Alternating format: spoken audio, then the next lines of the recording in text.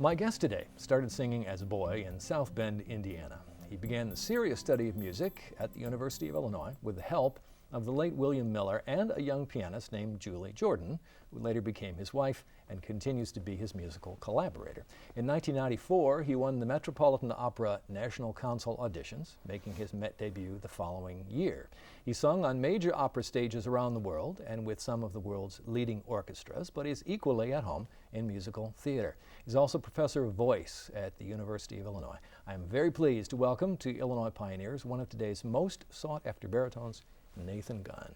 Thank you. Hey, thanks very much for being here. Happy to be here. I appreciate it. So you grew up in South Bend. You started singing, and I understand, when you were 8?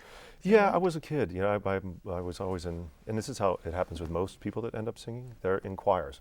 And so I was in a church choir, and then I sang in school. And and then eventually when I got to high school, I would always be asked to audition for whatever musical they were doing, and I thought, might be a nice way to meet girls, and so I did. Well, I think I also read something that you had this idea, well, maybe if you could sing at weddings or bar mitzvahs or whatever, you could make a few extra dollars. Yeah, to put gas in my car, you know. So that was in fact how I ended up going from just enjoying it to thinking maybe I'll pursue music. I had my mother suggested I take a voice lesson, so I took one from the professor at Indiana University in South Bend, and he said, you know, I have this opera workshop program. Would you be interested in singing the part of Papageno? And I'm like, what is Papageno? I have no idea what you're talking about. So he gave me a recording, and it was the first time I'd ever heard any opera, and the first time I'd ever heard any Mozart, and it was really, I remember, you know, putting the LP on and hearing that overture and thinking, wow. This is really something, and I started participating in that, and eventually I thought, well, maybe the Air Force Academy isn't necessarily what I want to do. Why don't I audition at some music schools? And I got into all of them, and so I ended up coming to the University of Illinois.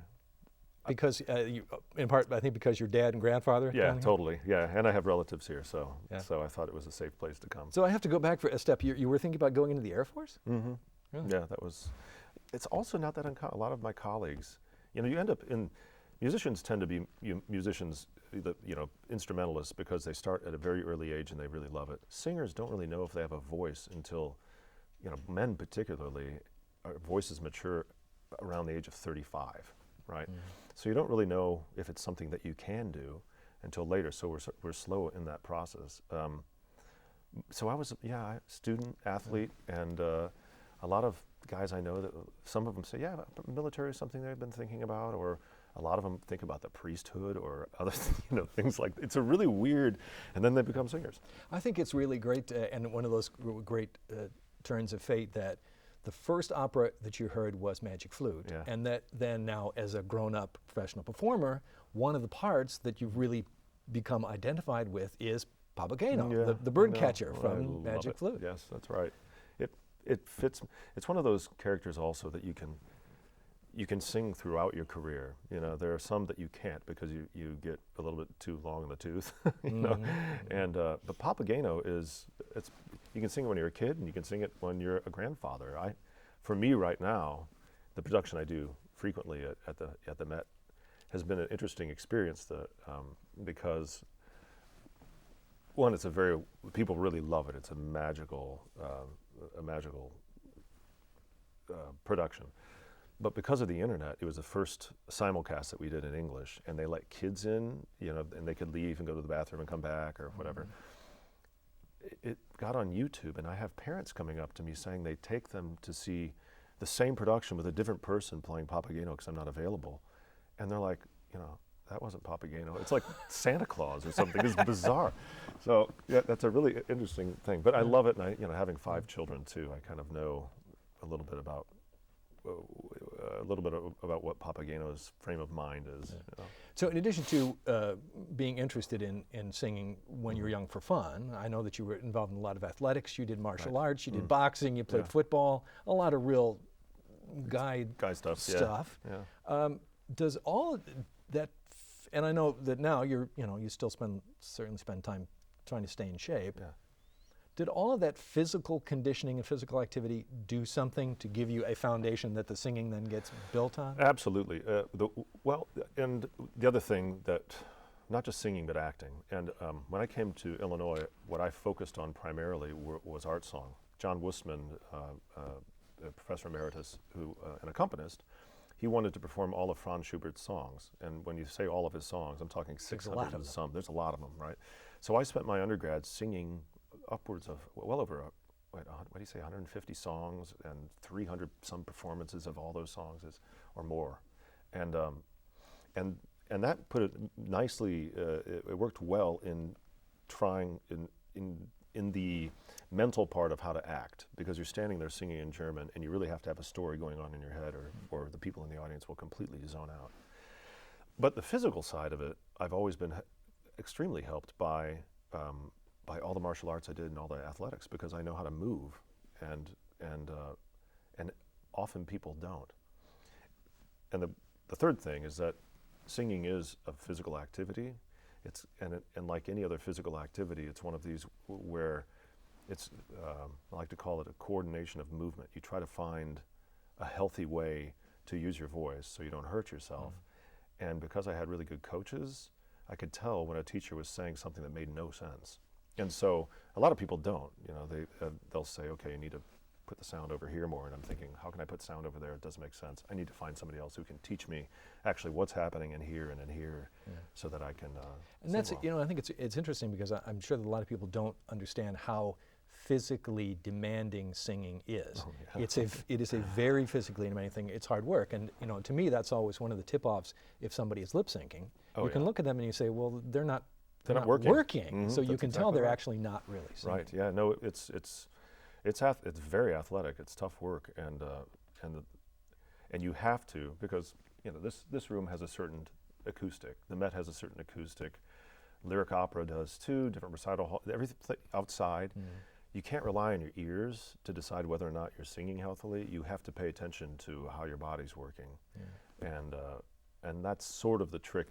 One of the impediments to teaching somebody how to sing. It's very, especially in university, you're like, can I touch your, it's very hands-on. You have to show them how to do it. So, but you're absolutely right. Well, one of the things that I really want to talk about is this kind of mysterious relationship between student and teacher for singers. Sure. So you came to the University of Illinois and met Julie, and she was a pianist. Right. And I think that she was the one who said, there's this guy, Bill Miller, that really you should go and see. Right. Well, it's such a strange story. And I actually saw the person who sent me to Bill Miller yesterday. He was here from San Francisco and at the coffee shop. He's like, I thought I might run into you. And I'm like, what are you doing here?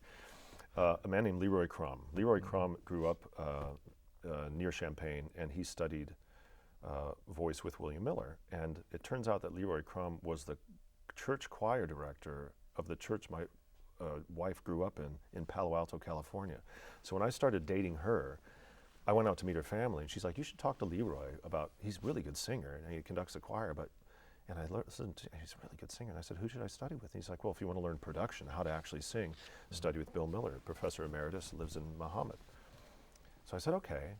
And then on top of it, it turns out Bill Miller was in the choir of the church up the street that I was a ringer in. So I didn't even know, he was there the whole time, I just didn't know him. And he was just this, he was singing, he's 83 years old, still singing in the choir. Kind of a friend of mine said he's sort of a combination of Grandpa Simpson and like Yoda. That's sort of the, and so I would go out and study with him twice a week and change my major so it didn't conflict with anything at the university. And he taught nature's way of singing. And it's so critical because, particularly with young singers, if you have somebody who doesn't have any teacher, or who has a bad teacher and who tells them to do something wrong, that can ruin their voice, and that could be somebody who had great potential, but their voice is destroyed when they're young, and then that's it. That was one of the first lessons I learned from Bill Miller. He's like, where'd you get your voice? And I'm like, I don't know, I'm paying $14 for a lesson, and he said, well, it's a gift from God. Can you buy another one from a corner drugstore? I'm like, no. He's like, that's right. You didn't do anything to deserve it. You need to take care of it while you have it. And it adjusts how you think about learning then. I want to have you talk about your experience going to the Met when you won the national competition. Sure. When you were in that competition, how many other singers were you competing against? It's a national competition. It's so people from all over the country. All over the country, yeah, and I think there's some international ones too, but yeah. So it's an open competition.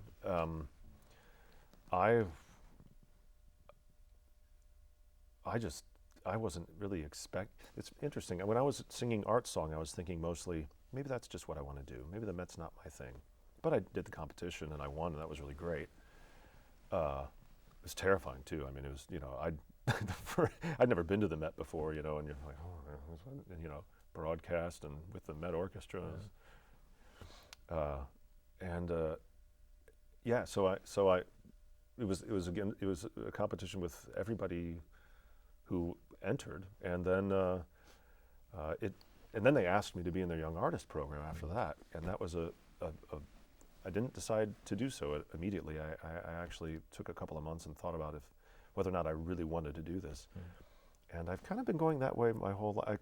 Sort of. You have to think about things. I have to think about it. I think, well, do I really want to sing opera? Is that really what I want to do? Okay, well, let's try it. And if something comes from that, and if it bears good fruit and it kind of takes you in a different direction, you start to do that. And So what was it like the first time you stood on the stage there at the Metropolitan Opera? It was cool. It was really cool. And I was so happy that, I was terrified. You have to put your head in a completely different place. But once again, it's, there's in this business, your colleagues are really so encouraging because everybody knows what it's like. When you're in college, you're sort of hoping when you're on stage that you don't mess up, and are maybe a little relieved if somebody messes up before you mess up. But once you're a professional, we've all been there at some point, having a bad night, not feeling well, or vocally not in a great shape. And when you have a colleagues in that situation, you're there. It's just like, come on, you can do this. You can do this. We got, And at the Met, it's like that. They're really very supportive, especially when Jimmy Levine is around, because Jimmy makes it a point to not be. He's critical, but he doesn't break you down. It's always done in a very constructive way, and he makes sure all the artistic staff is that way, because once you tear the confidence out of a singer, it's just it's not going to get better. So you have done something and been successful doing something that I think few singers have done, and that is you've sung opera, so you've sung at major houses around the world, and you've sung with major orchestras, but you've also done some musical theater. So you've sung Verdi and Bizet and Rossini and Mozart, but you've also sung Camelot and Carousel and have recorded some songs that were not from the classical repertoire. And that's something that very few people can do. Why is that so difficult? I think personally it's in how they've been taught to produce sound. And my teacher, like I said, he was making his career when radio was king. So he was singing oratorio, the sort of compromario tenor stuff at opera houses and on the Carnation Breakfast Hour up in Chicago. So he would go from, singing, every valley with an orchestra to imagination is funny, what he told me is, healthy vocalism is healthy vocalism. Sometimes you use a large paintbrush and sometimes you use a small paintbrush. I love singing American musical theater, that stuff that, the Billy Bigelows and the Gaylord Ravenel and and Lancelot, because it's our music. And, and I think about it, when I had heard, a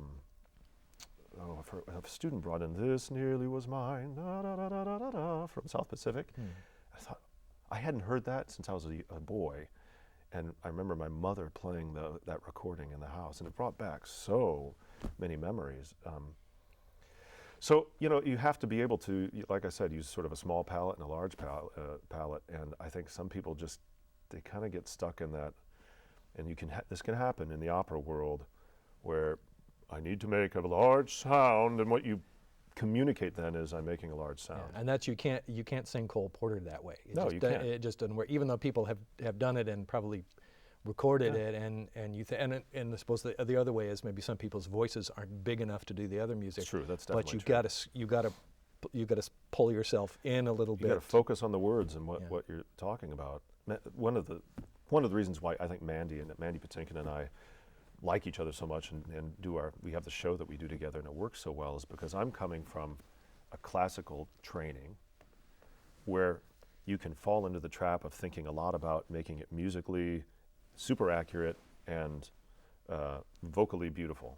He's coming from an acting point of view where he's thinking only about the words, and so our worlds collide. And I'm like, okay, so can we come in on time? And no, you can't cut out the first four measures of this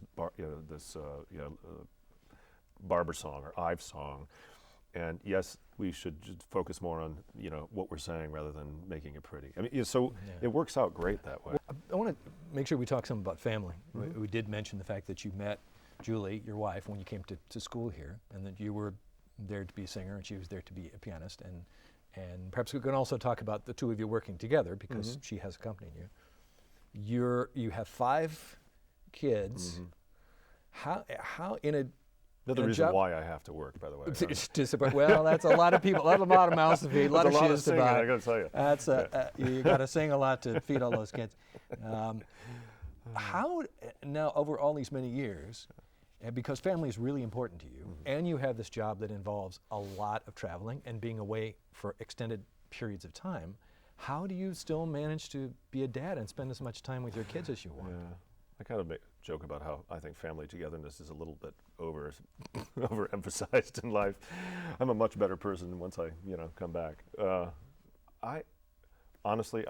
We decided from the very beginning that our kids would adjust to our life, not we wouldn't adjust our life to our kids.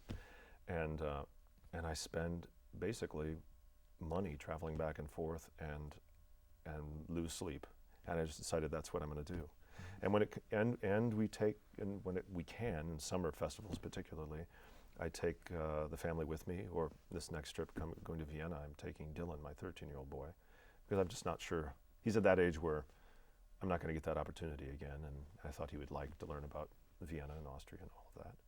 But that's really been the key, and they all went through the same funny stage where they're like, I remember Julie telling me, she's like, Mom, can we go see Dad? I'm like, well, no, he's on a business trip. He's singing. She's like, he doesn't work at the airport? No, he doesn't work at the airport. But they think I'm in the plane, and then they start to realize it. And I think eventually they're okay that I'm gone. It's harder for women who have children in this business because those younger children need their moms, so they have to travel with them and have a nanny all the time. And for a dad, it's a little bit easier. But as they get older, they get benefits. Like my daughter Madeline, when they did Sweeney Todd at school, she got to come with me to New York when I did the 80th birthday celebration of Stephen Sondheim. So she got to meet Stephen and all these famous Broadway people. So she's just getting, so cool. She was pretty happy about that. Cool. All your kids play at least one instrument? They do, but some are more serious than others. Madeline is a singer, and she's studying singing at Illinois. And Jordan is a cellist, excellent cellist. Cello is her life. Dylan plays a trombone, but he's mostly into other stuff, writing and history and things like that. And then the 2 youngest were both playing piano. They're twins. And but Olivia decided she wanted to be in is it the Champaign County Girls Choir? Is that what it's called? Anyway, in a choir in town, and Nicholas is still playing the piano. So it's part of their education. Julie and I feel, we think it's kind of weird that people can't read music. It's sort of is like being illiterate. It's always surprised me when people can't. So we just made sure that they can. There's something I have to ask you about, and I'll apologize because I'm sure you're sick about talking about it. I know where you're going with this. Yep. You know. Okay.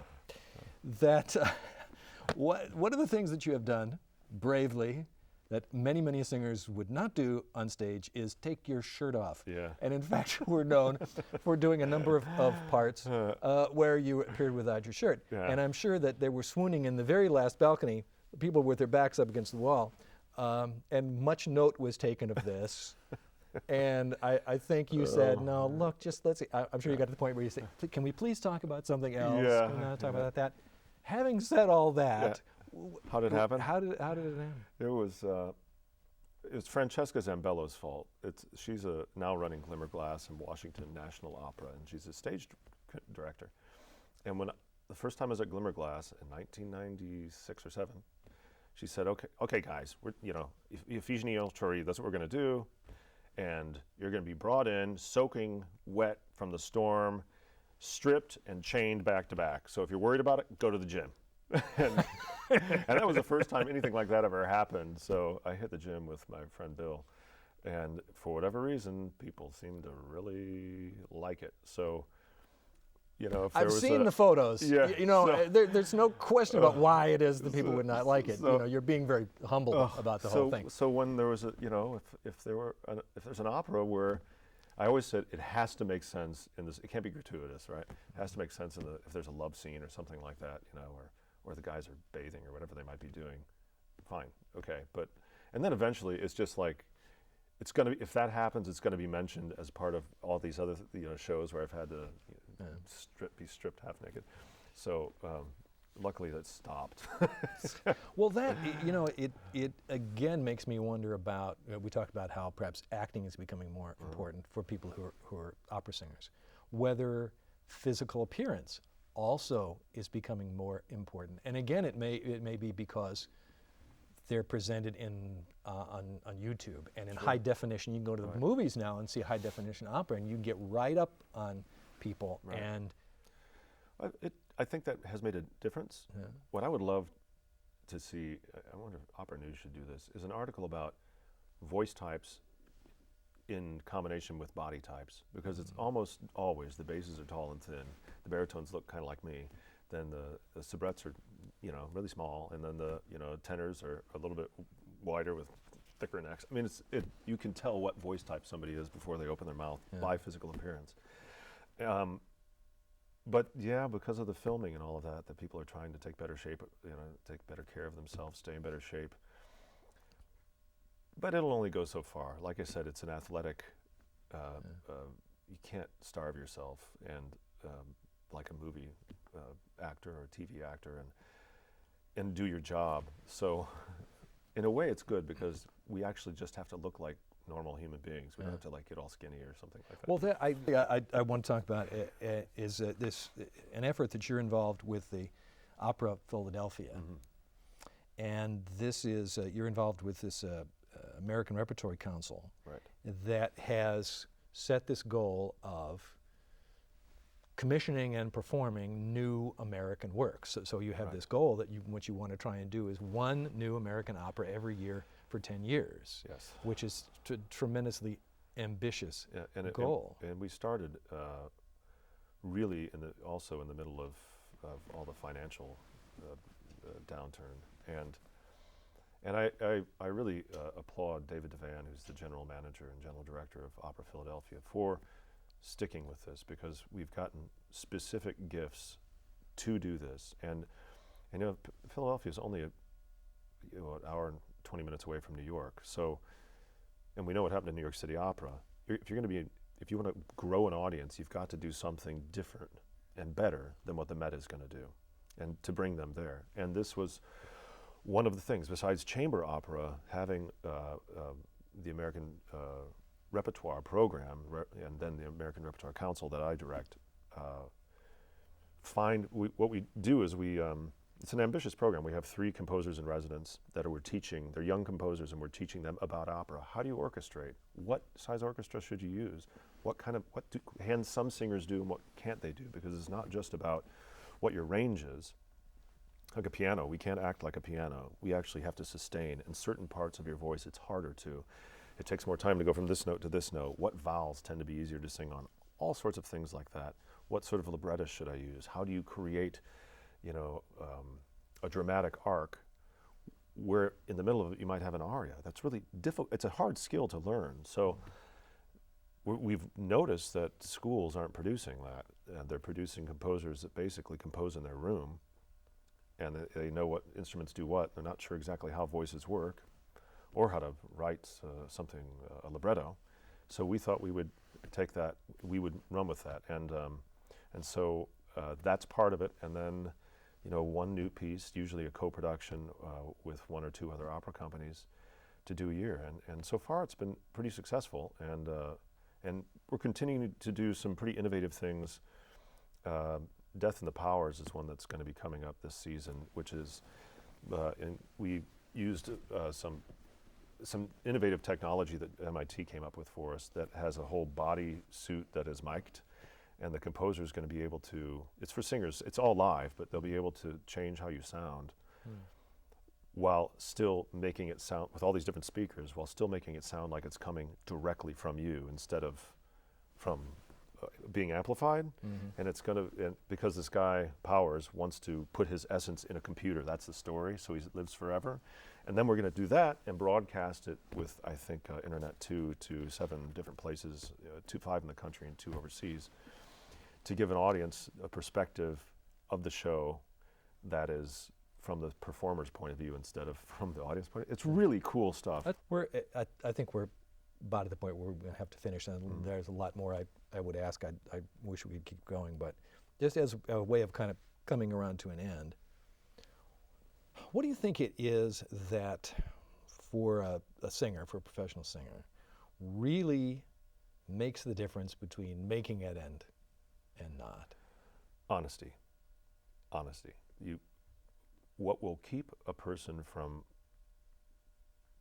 getting to that highest level is fear of being who you are.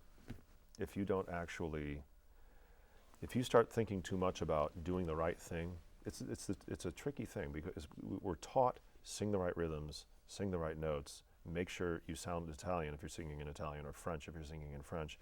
It's a certain style, it's got to be this certain way, right? You have to eventually let go of that. Once you learn how to sing healthily, once you learn all of those things, and present something that is your story, so that when people come to see me, they're not probably coming to hear a baritone sing. They're coming to see Nathan sing, which is sort of a get out of jail free card, because I can almost do anything, and you call it not a mistake because it's me. But you have to be willing to then. You have to know that some people aren't going to want what you have to offer, and be okay with that. I told students, you know, in our situation, 70% of the people will want it, and 30% maybe not, but it's better than a politician where, you know, basically half the country hates them. So that's okay. But you can only tell that story, you can only be yourself if you're not afraid, and you give an honest interpretation or tell an honest story through singing. That's it. If you can do that, you're doing pretty well. All right. That's a good place to stop. Nathan Gunn, thank you very, very much for talking with us. My pleasure. Thank you for being here, and to all of you, thanks very much for watching. Hope you'll join us again next time for another edition of Illinois Pioneers. Fun? Thanks very much. Yeah, no, don't go anywhere yet. Okay. All right, I'm still here. Don't go anywhere yet. While they roll the credits. Well, hey, thanks very much. I appreciate it. We tried to tell people, we'd only go so long. There were so many other things I could have